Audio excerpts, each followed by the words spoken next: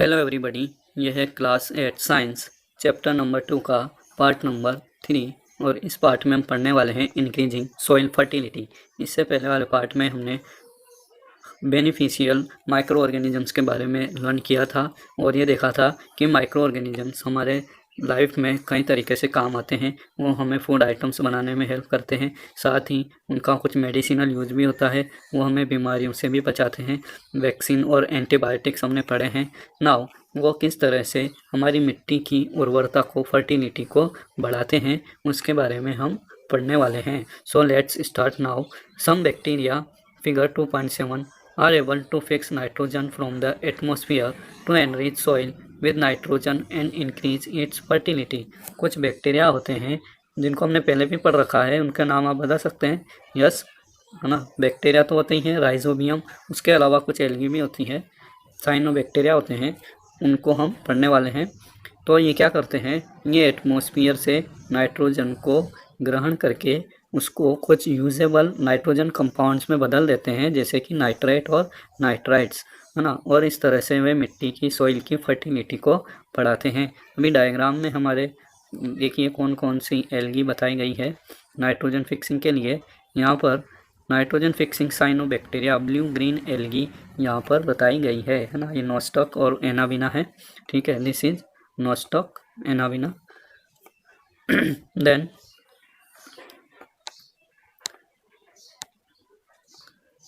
these microbes are commonly called biological nitrogen fixer। और इन microbes को हम क्या कहते हैं? बायोलॉजिकल नाइट्रोजन फिक्सर्स कहते हैं ना, क्योंकि ये नेचुरल तरीके से नाइट्रोजन को मिट्टी में फिक्स करते हैं, इसलिए हम इनको क्या कहते हैं? बायोलॉजिकल नाइट्रोजन फिक्सर्स कहते हैं। और इन जो एग्जांपल यहाँ पर बताए गए हैं, नोस्टॉक, एनाविना, इनके अलावा राइजोबियम हमने पहले पढ़ा है। राइजोबियम नाम का बैक्टीरिया होता है जो लेग्यूमिनस प्लांट्स की रूट नोड्यूल्स में पाया जाता है। वह भी एटमॉस्फेरिक नाइट्रोजन को यूजेबल नाइट्रोजन फॉर्म्स में बदलता है। देन नेक्स्ट जो हमारा एडवांटेज है माइक्रोब्स का, वह है क्लीनिंग द इन्वायरमेंट। ये इन्वायरमेंट को भी क्लीन करते हैं। देखिए किस तरीके से। Boojho and Paheli had observed the school gardener making manure. Boojho and Paheli ने स्कूल गार्डनर को देखा, स्कूल के जो गार्डनर है वो मैन्योर बनाते हुए उनको देखा। मैन्योर मीन्स यस, देसी खाद, जो हम घर में या खेत में किसी गड्ढे में बनाते हैं, उसे मैन्योर कहते हैं। Along with their friends they collected wastage of plants, vegetables and fruits from nearby houses and gardens। उनके फ्रेंड्स के साथ उन्होंने कुछ वेस्टेज, प्लांट्स के वेस्टेज, जैसे कि कुछ पत्तियां वगैरह गिर जाती हैं, टहनियाँ गिर जाती हैं, फ्रूट्स या फ्लावर्स गिर जाते हैं, ख़राब हो जाते हैं, उनके जो वेस्टेज होते हैं, वेजिटेबल्स होती हैं, पुरानी वेजिटेबल्स जो सड़ जाती हैं, या उनके छिलके होते हैं, फ्रूट्स होते हैं ऐसे, तो उनको उन्होंने आसपास के घरों से इकट्ठा किया और गार्डन से भी इकट्ठा किया। They put them in a pit meant for waste disposal. उन्होंने उसको एक गड्ढे में, पिट में डाल दिया। कि किस वजह से डाला? उनको वेस्ट डिस्पोजल की जैसे डाल दिया कि भाई वेस्ट का, हमें जैसे कचरे का हम निस्तारण करते हैं तो हम उसे वेस्ट डिस्पोजल बोलते हैं। तो एक तरीके से उन्होंने कचरे को फेंका उस गड्ढे में। After some time it decomposed and got converted to manure. कुछ समय के बाद वह फूड आइटम या प्लांट वेस्टेज डिकम्पोज होते हैं, अपघटित होते हैं और वे मैन्योर में बदल जाते हैं। इसके बारे में हमने पहले भी पढ़ा है। Boojho and Paheli wanted to know how this had happened. और बुजो और पहली ये जानना चाहते हैं कि ये कैसे हुआ, वे मैन्योर में कैसे बदल गए, उनका डिकम्पोजिशन कैसे हुआ। Activity 2.5 take 2 pots and fill each pot half with soil. हमें 2 घड़े लेने हैं या कोई भी बर्तन ले सकते हैं और उनको आपको आधा मिट्टी से भरना है। Mark them A and B. उनको ए और बी मार्क कर दो। Put plant waste in pot A and things like polythene bags, empty glass bottle and broken plastic toys in pot B. ना, एक पॉट में तो हमें प्लांट वेस्ट रखना है और दूसरे पार्ट में या दूसरे पॉट में हमें पॉलीथीन बैग्स, जो थैलियाँ होती हैं पॉलीथीन की, एम्प्टी ग्लास बॉटल, कांच की खाली बॉटल्स या प्लास्टिक की बॉटल्स, प्लास्टिक के टूटे हुए खिलौने, इन सबको हमें पॉट बी में रखना है। पुट द पॉट्स असाइड, अब उनको आप एक तरफ रख दो, दोनों पॉट्स को। Observe them after 3 to 4 weeks, और उनको 3-4 सप्ताह के बाद वापस ऑब्जर्व करो। Do you find any difference in the contents of the 2 pots, क्या आपको उन पॉट्स के कंटेंट्स में, जो हमने उनमें सामग्री रखी थी, क्या उनमें कोई डिफरेंस नज़र आता है? If so what is the difference, यदि आता है तो वह क्या है? You will find that plant waste in pot A has been decomposed, हम देखेंगे कि हमने पॉट ए में जो प्लांट वेस्टेज वगैरह रखे थे, वेजिटेबल्स वगैरह, उनका डिकम्पोजिशन हो जाता है, वे अपघटित हो चुके होते हैं। हाउ डिड दिस हैपन, ये कैसे हुआ? The plant waste has been converted into manure by the action of microbes, जो प्लांट के वेस्टेज होते हैं वे मैन्योर में कन्वर्ट हो जाते हैं, और उनका रंग रूप आकृति भी बदल जाती है, और वो किसके कारण होती है? माइक्रोब्स, जो सूक्ष्म जीव होते हैं, बैक्टीरिया वगैरह, फंगस, उनके द्वारा वे मैन्योर में बदल जाते हैं। The nutrients release in the process can be used by the plants again, और इस तरह से जो न्यूट्रिएंट्स रिलीज हुए है ना, उनका अपघटन हुआ एक तरीके से, तो उनके जो न्यूट्रिएंट्स रिलीज होंगे, क्योंकि हमें पता है कि जो प्लांट्स के प्रोडक्ट होते हैं वे भी कुछ ना कुछ न्यूट्रिएंट्स से मिलकर बने होते हैं, कार्बोहाइड्रेट, प्रोटीन, फैट वगैरह से, तो जब वे वापस डिकम्पोज होते हैं तो उन्हीं न्यूट्रिएंट्स में वे टूट जाते हैं, तो उन न्यूट्रिएंट्स को पौधे वापस यूज कर सकते हैं, इसीलिए हम पौधों में दोबारा खाद डालते हैं। Did you notice that in pot B, the polythene bags, empty glasses, bottles and broken toys parts did not undergo any such change? वहीं pot B को यदि हम देखते हैं तो उसमें जो पॉलीथीन बैग, एम्प्टी ग्लास बोतल और ब्रोकन टॉय पार्ट्स थे, उनमें कोई ऐसा चेंज नहीं होता है। The microbes could not act on them and convert them into manure. हमारे माइक्रोब्स उन पर एक्शन नहीं कर सकते, वे उन पर काम नहीं कर सकते और उनको डिकम्पोज भी नहीं कर सकते, क्योंकि they are non biodegradable wastage. ठीक है, तो हमारे पास 2 तरह के वेस्टेज आते हैं, यदि वह किसी जीवित जीव से संबंधित है, प्लांट से या एनिमल से, तो हम उसे कहते हैं बायोडिग्रेडेबल, और यदि वह किसी निर्जीव से, जैसे कि प्लास्टिक है, कांच है, ग्लास है, इनसे रिलेटेड है, तो हम उसे कहते हैं नॉन बायोडिग्रेडेबल, उनको बैक्टीरिया या माइक्रो ऑर्गेनिजम्स डिकम्पोज नहीं कर सकते। ठीक, then you often see large amounts of dead organic matter in the form of decaying plants and sometimes dead animals on the ground, कभी कभी आपने बहुत सारा लार्ज अमाउंट में ऑर्गेनिक मैटर को प्लांट्स के रूप में सड़ते हुए देखा होगा, और कभी कभी आपने डेड एनिमल्स को भी ग्राउंड में पड़े पड़े सड़ते हुए देखा होगा। बहुत से जानवर मर जाते हैं तो रोड के किनारे वो पड़े होते हैं, उनमें बदबू आती है भयंकर।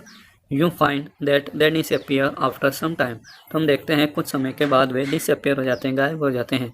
This is because the micro organism decompose dead organic waste of plants and animals converting them into simple substances। वह ऐसा इसलिए होता है क्योंकि जो माइक्रो ऑर्गेनिजम्स होते हैं वे डेड ऑर्गेनिक वेस्ट जो होता है ना, जो मृत जैविक अपशिष्ट होता है प्लांट्स और एनिमल्स का, उसको सिंपल सब्सटेंसेज में बदल देते हैं, और वह जो बदबू उनमें आती है वह उन्हीं बैक्टीरिया के कारण आती है। These substances are again used by other plants and animals। फिर वे सबस्टेंस, सिंपल सबस्टेंस मिट्टी में मिल जाते हैं, और मिट्टी से वापस पौधे और एनिमल्स उनको अवशोषित कर लेते हैं। अवशोषित तो पौधे करते हैं, लेकिन पौधे को फिर कौन खाता है? एनिमल्स। इस तरह से उनका वापस रिसाइकल हो जाता है। Thus micro organism can be use to degrade the harmful and smelly substances and thereby clean up the environment. इस तरह से माइक्रो ऑर्गेनिज्म हार्मफुल और स्मेल, बदबूदार पदार्थों को सड़ाते हैं, उनको नष्ट करते हैं, उनका अपघटन करते हैं, और हमारे इन्वायरमेंट को वह क्लीन रखते हैं। ठीक, देन हार्मफुल माइक्रो ऑर्गेनिजम्स, हानिकारक माइक्रो ऑर्गेनिजम्स। हमारे आसपास बहुत सारे हानिकारक माइक्रो ऑर्गेनिजम्स भी होते हैं। बेनिफिशियल जो होते हैं उनके बारे में हमने पढ़ लिया है और किस तरह से हमारी हेल्प करते हैं।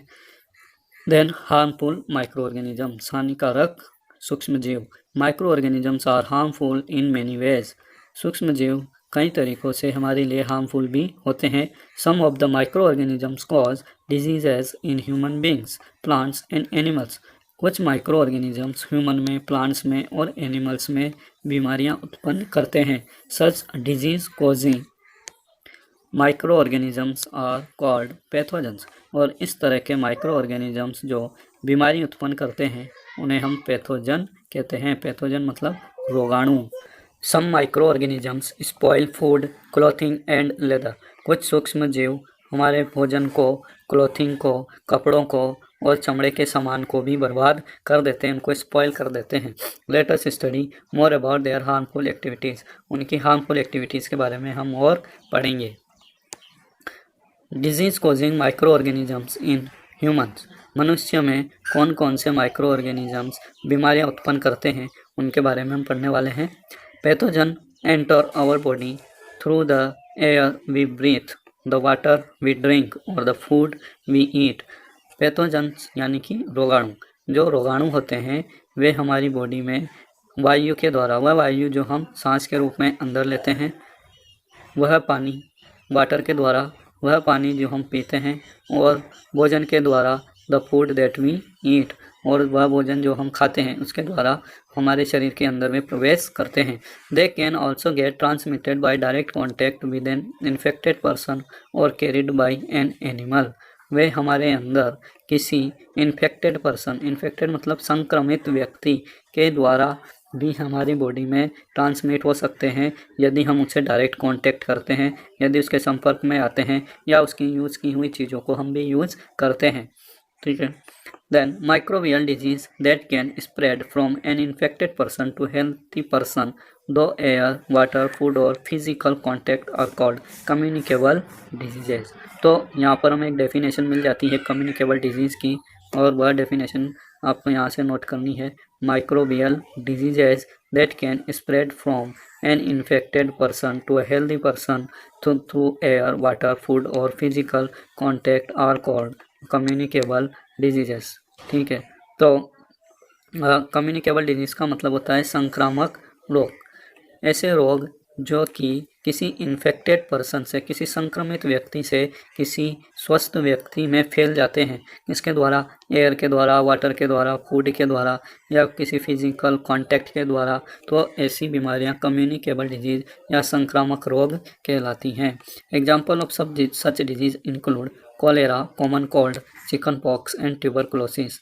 और इसी में अभी आप ऐड कर दीजिए हमारा कोविड-19 जो कि कोरोना वायरस से फैल रहा है, और आप सब इससे अच्छी तरह से रूबरू हो चुके हैं। कोविड-19, तो ये सभी हमारी क्या है, कम्युनिकेबल डिजीज़ेज़ हैं। सभी माइक्रोबियल डिजीज़ कम्युनिकेबल नहीं होती हैं, आप इस बात को यहाँ ध्यान रखें। कुछ ही बीमारियाँ होती हैं जो कम्युनिकेबल होती हैं। सभी बीमारियाँ कम्युनिकेबल, संक्रामक नहीं होती है, जो कि ऐसे एयर से, वाटर से फैलती नहीं। When a person suffering from common cold sneezes, fine droplets of moisture carrying thousands of virus are spread in the air।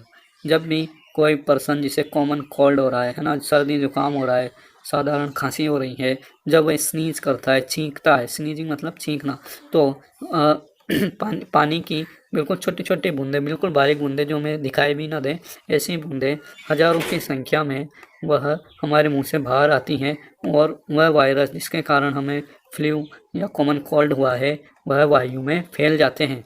The virus में enter the body of healthy person while breathing and cause infection. और यदि उस वायु के contact में या हमारे आसपास कोई व्यक्ति खड़ा है तो उसको भी वह वायरस बीमार कर सकता है, उसकी बॉडी में भी वह एंटर कर सकता है।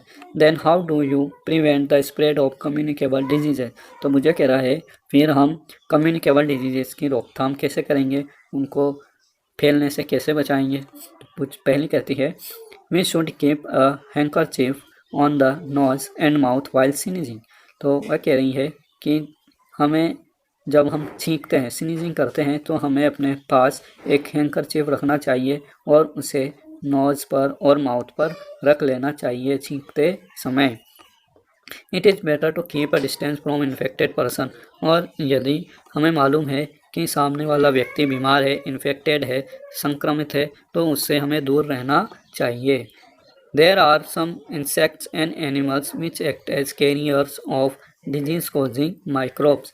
यहीं कुछ ऐसे एनिमल्स और इंसेक्ट्स कीड़े मकोड़े भी होते हैं जो कि इन बीमारी उत्पन्न करने वाले माइक्रोब्स के लिए कैरियर्स या वेक्टर्स का काम करते हैं। इनको हम वेक्टर्स भी कह सकते हैं।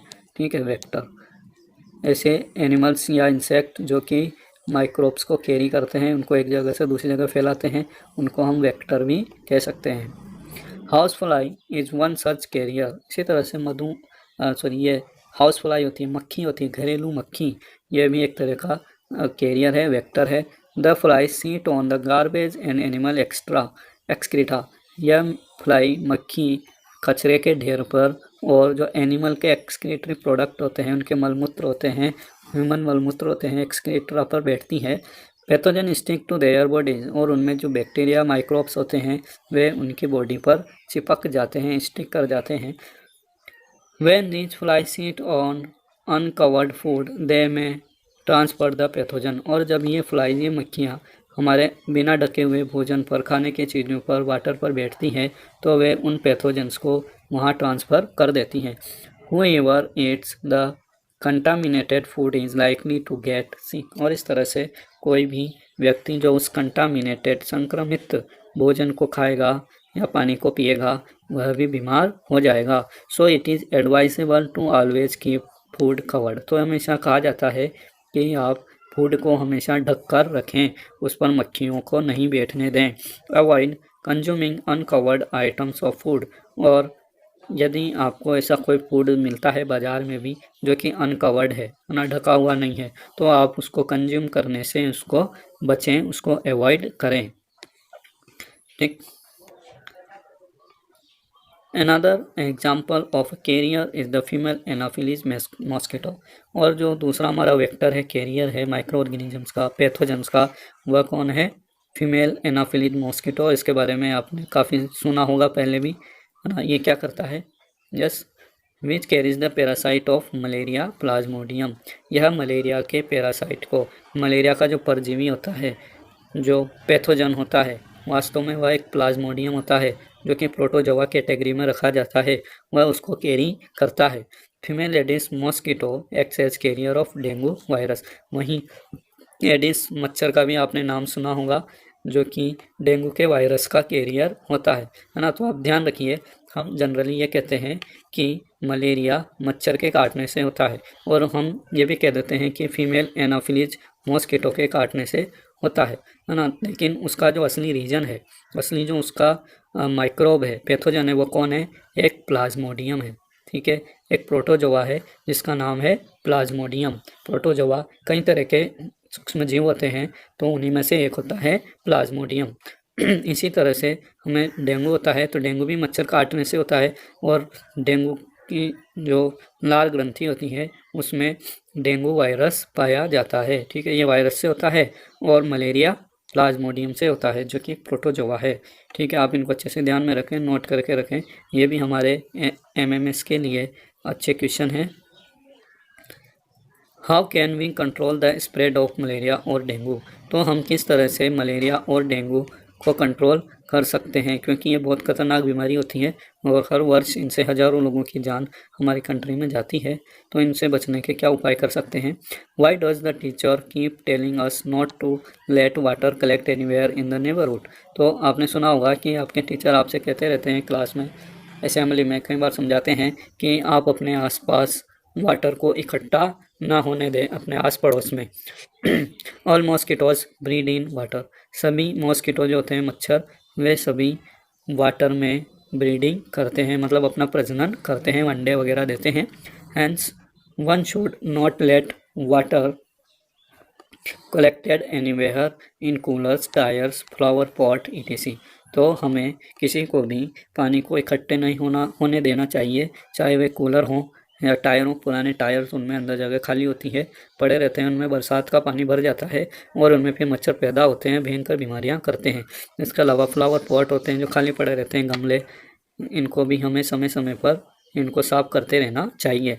Bye keeping the surroundings clean and dry we can prevent mosquitoes from breeding. तो यदि हम अपने आसपास सफाई रखेंगे, नालियाँ वगैरह होती हैं उनको ढक कर रखेंगे, तो हम मॉस्किटो से होने वाली बीमारियों से बच सकते हैं, क्योंकि हम वहाँ मॉस्किटो को ब्रीडिंग करने नहीं देंगे। जब उनका प्रजनन नहीं होगा तो उनकी संख्या भी नहीं बढ़ेगी और मक्खी मच्छर हमारे पास भी नहीं आएंगे। Try to make a list of measure which help to avoid the spread of malaria. तो आपको उन उपायों का, उन मेजर्स की एक लिस्ट बनानी है जो कि मलेरिया को बचाने के लिए हमें काम आ सकते हैं या हम उनको यूज में ले सकते हैं।